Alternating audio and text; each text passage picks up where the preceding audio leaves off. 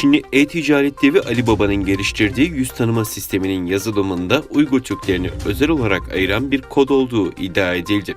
ABD'li video gözlem denetimi ve analiz şirketi IPVM, Alibaba'nın geliştirdiği bulut veri sistemi Cloudchild'ın özellikle Uygur Türklerini etnik azınlık olarak tanımlamak üzere kod geliştirdiğini öne sürdü.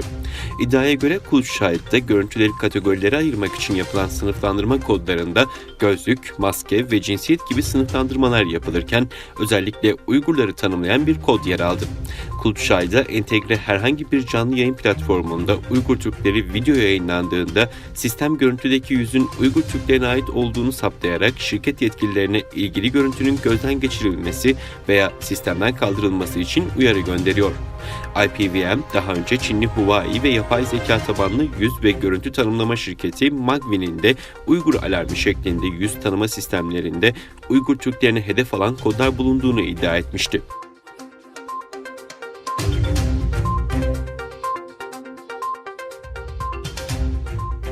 Avrupa Parlamentosu, Çin'in Doğu Türkistan'da Uygur Türklerine ve diğer Müslümanlara yönelik kötü muameleyi ve zorla çalıştırma uygulamasını kınayarak bundan sorumlu tutulan yetkililere yaptırım için AB ülkelerine çağrıda bulundu. Avrupa Parlamentosu milletvekilleri siyasi grupların zorla çalıştırma ve Sincan Uygur Özerk Bölgesi'ndeki Uygurların durumu konulu ortak karar tasarısını kabul etti. Tasarıda Çin hükümetinin yürüttüğü zorla çalıştırma özellikle Uygur, Kazak, Kırgız ve diğer Müslüman azınlık grupların Sincan'daki fabrikalarda ve kapalı kamplarda sömürülmesi sistemi, zorla çalıştırılan kişilerin Çin'in başka yerlerine gönderilmesi, bilinen Avrupa markaları ve şirketlerinin zorla çalıştırmadan faydalandığı gerçeği kuvvetli şekilde kınandı.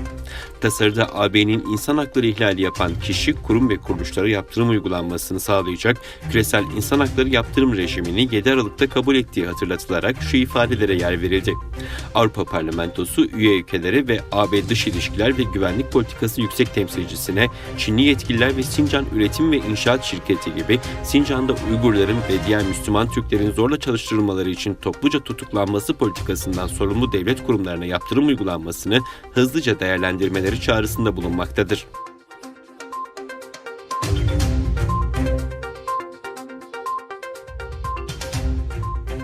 İngiliz Milletler Topluluğu Birleşik İbrani Cemaatlerinin hahambaşı Uygurların durumu konusunda bir makale kaleme aldı. Makalede Çin'de Uygurlara karşı akıl almaz kitlesel vahşet yaşanıyor. Buna karşı bir şeyler yapmanın sorumluluğu hepimizin omzundadır. Hiçbirimiz bundan kaçınmakta özgür değiliz. Nelson Mandela'nın da dediği üzere her şey bitene kadar daima imkansız görünür ifadeleri kullanıldı.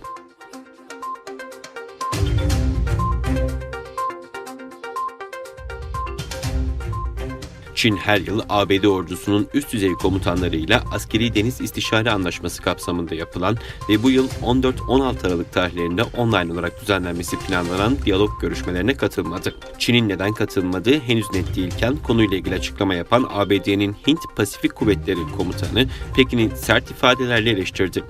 Komutan, Çin'in Askeri Deniz İstişare Anlaşması için yapılacak toplantıya katılmaması, Çin'in anlaşmalarına uymadığının bir diğer örneğidir.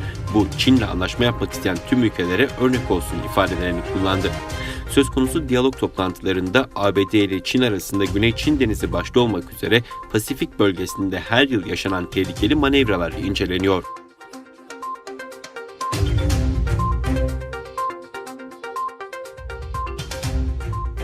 ABD'de nükleer silahlardan sorumlu Ulusal Nükleer Güvenlik İdaresi başta olmak üzere birçok bakanlık, federal kuruma yönelik gerçekleştirilen siber saldırı girişimi infial yaratmaya devam ediyor. Senato Silahlı Kuvvetler Komitesi Başkanı ile komitenin kıdemli üyesi konuyla ilgili yönetim yetkililerinden aldıkları briefingden sonra ortak açıklama yaptı. Açıklamada ABD'ye karşı ciddi, karmaşık ve devam eden siber saldırı konusunda ilk bilgileri aldık. Federal kurumlar ve büyük şirketler dahil ABD'nin siber savunma sistemlerini ihlal eden büyük siber korsanlık girişimi hakkında daha bilmediğimiz çok şey var. Ancak siber erişimin devam ettiğini ve Rus istihbarat operasyonunun izlerini taşıdığını biliyoruz ifadeleri kullanıldı.